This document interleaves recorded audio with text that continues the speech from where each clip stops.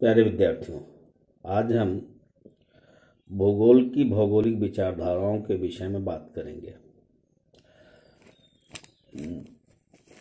भूगोल में मुख्य रूप से 3 तरह की भौगोलिक विचारधाराएं हैं, जिसमें ये भौगोलिक विचारधाराएं जैसा कि विज्ञान में है कि वैज्ञानिकों की विचारधाराएं जो जैसा जिनके माने विद्वानों के समझ में, वैज्ञानिकों के समझ में जो बातें आती हैं उसके अनुसार वो अपने हिसाब से कोई बातें कहते हैं, तो उस स्पेशल उस वैज्ञानिक की वह विचारधारा कहलाती है। उसी तरह से भूगोल में भी 3 तरह की विचारधाराएं हैं, जिसमें नियतिवाद,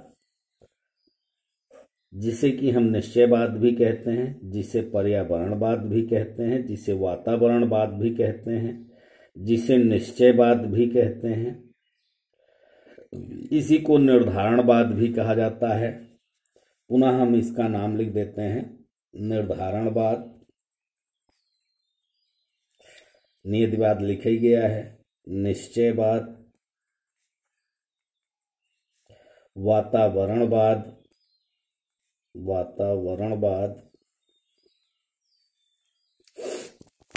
और निर्धारणवाद, निश्चयवाद, वातावरणवाद, पर्यावरणवाद।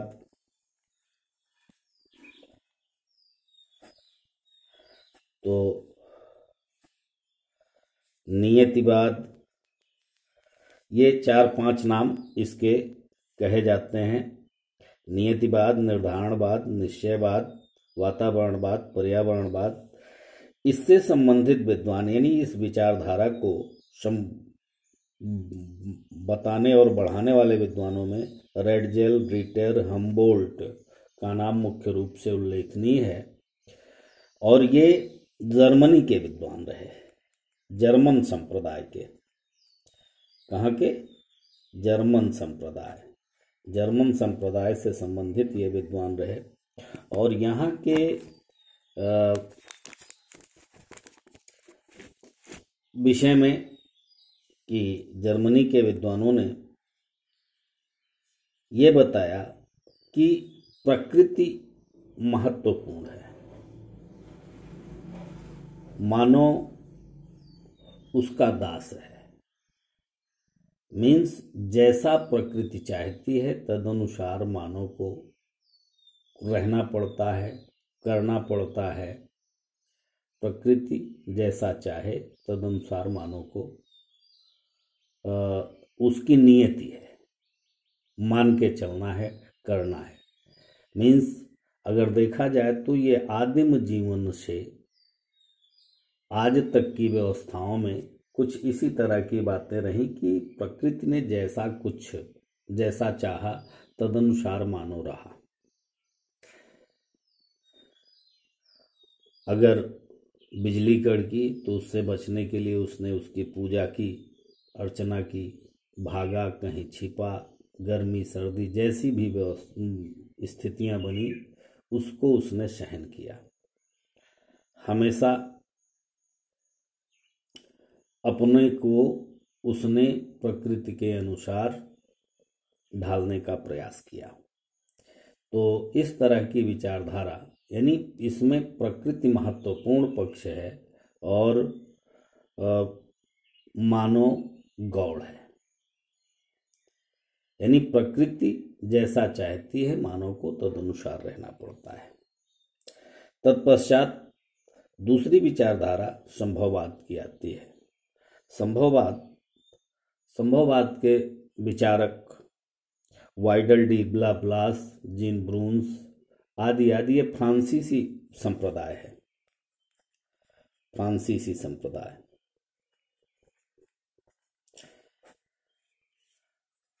इस विचारधारा के अनुसार